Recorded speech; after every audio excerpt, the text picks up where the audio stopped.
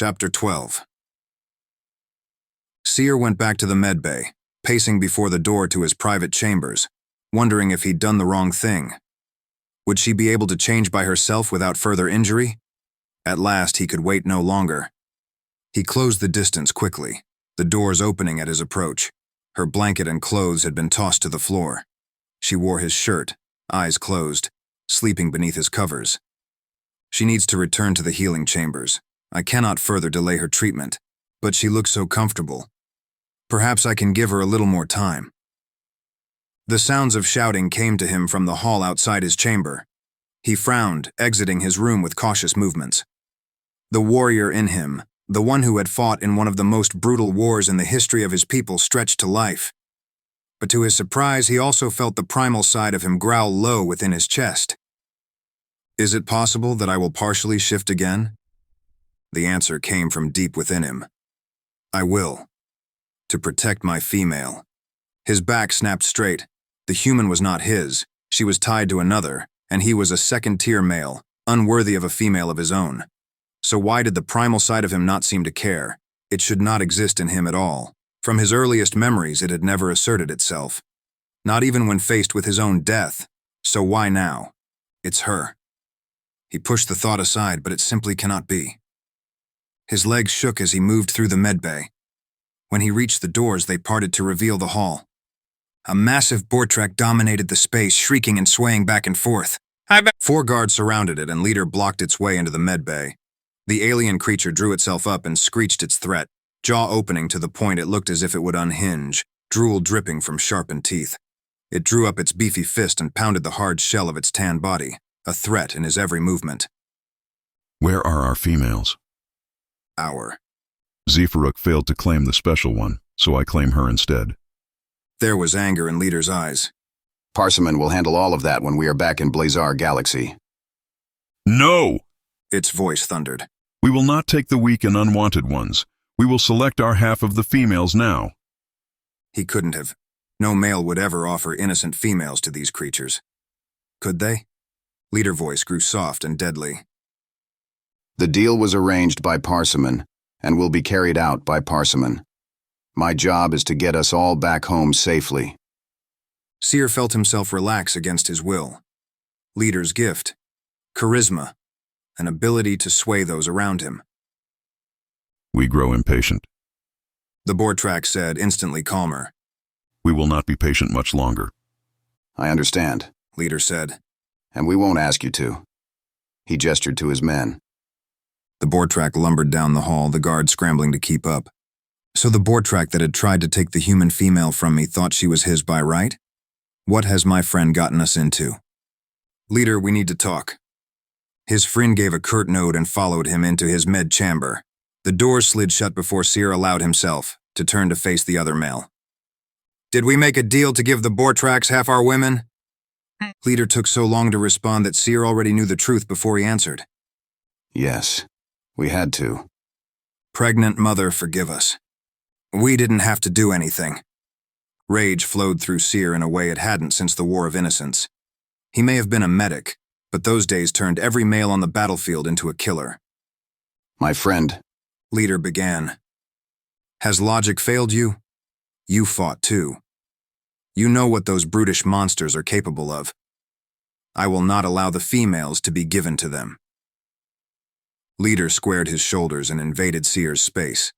His eyes darkened, and an animalistic growl escaped the back of his throat. If he shifts now, I'm dead. And yet Seer couldn't bring himself to back down. They are innocent. We are males. It is our highest priority to protect them. The black markings on Leader's flesh spread until his skin was midnight black. I am a male. I do not forget my duty to our females. We have no intention of following through with the deal. Seer spun, then stomped to his chair and sat, waiting for his friend to calm. Waiting for his own anger to calm before he did something stupid. Knocking sense into fools is no longer who I am. It took a full minute for Leader to gain control over his primal side. When he did, he was panting, eyes no longer black, but a pale brown. Can we speak now? Seer asked, striving to keep his voice level. Yes. Leader said, still a hint of anger in his voice. I know you have the king's ear. I know you have a powerful voice amongst our kind, greater than any second-tier male before you. But you will not insult my honor. What honor is there in this? So you will not sacrifice our females to creatures who will brutalize them? Seer said, drawing out each word. But you will go back on your word and create a deal you never intended to keep? Leader's brows lowered. They are Bortrax. They are not our equals. Oh, my friend, what has happened to you? That means we can't expect them to keep their word, but that doesn't excuse us not keeping ours. Silence stretched between them. Finally, Leader sighed and crossed the room to sit at the chair in front of his med station. I don't like this any better than you, truth be told. He swept a hand through his long dark hair in a gesture of frustration. I didn't know all of this until it was too late, and now I must go along with it. My own female is on board, a female I have waited a lifetime for. His gaze grew desperate. What else can I do? He wanted to relent, but he couldn't. It didn't matter if half the females were safe, the other half weren't. Is there any way to undo this now? Leader shook his head. If we do not return with the females, there is a very powerful group of males who will be disappointed. And my friend, these are not males we should disappoint. So why are we moving away from the wormhole? Silence met his question. Leader? The other male cursed. Because the Bortrax must have known we would betray them. We detected a mothership just on the other side of the portal. If we return now, they will kill us and take all the females for themselves. The male who seeks to poison his neighbor will instead sicken himself. The pregnant mother's wisdom rang far too true. Then what is our plan? Leader's words rushed out. I am going to reroute power to send a request for help from Parsimon and his partners.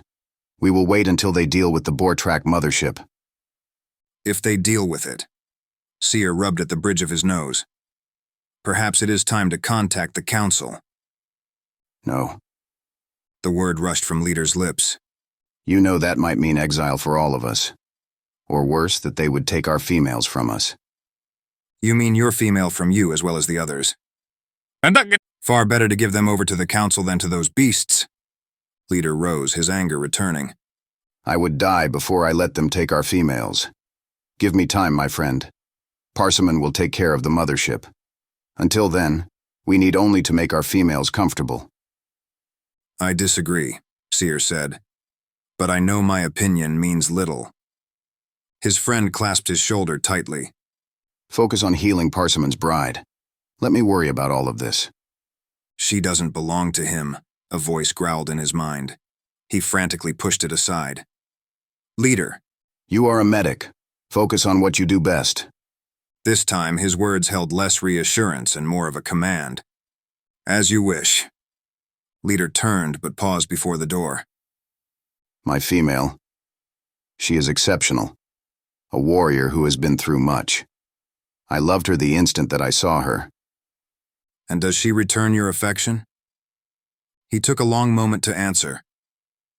I think she would, if she allowed herself to. Part of it, I believe, has to with her wound. She is wounded? Seer asked, instantly concerned. Not wounded, but her leg. It's no matter. I will fix it when she lets me fix it. Seer didn't like the idea of an injured female, but he also knew a male would do anything to help his mate. If Leader didn't seem concerned with it, he would try not to be either.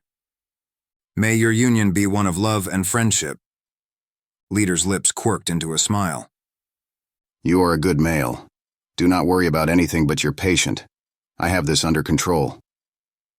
I wish I could believe that even if I know you do. Seer watched the captain leave, the wheels turning in his mind. He said for me to do what I do best, so I will. There was a chemical injector used during the war. It was a powerful weapon against the Bortrax. He would have one of his comps start creating the compound, just in case everything didn't go as planned.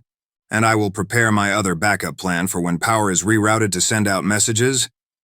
Immediately he rose and went to the comp in the corner to work on both his contingency plans. Hours flew by as he constructed the compound used in the chemical injectors. And when at last he started the replication process, his eyes ached, and a familiar pounding in his head had returned. which is exactly when the door to his suite opened.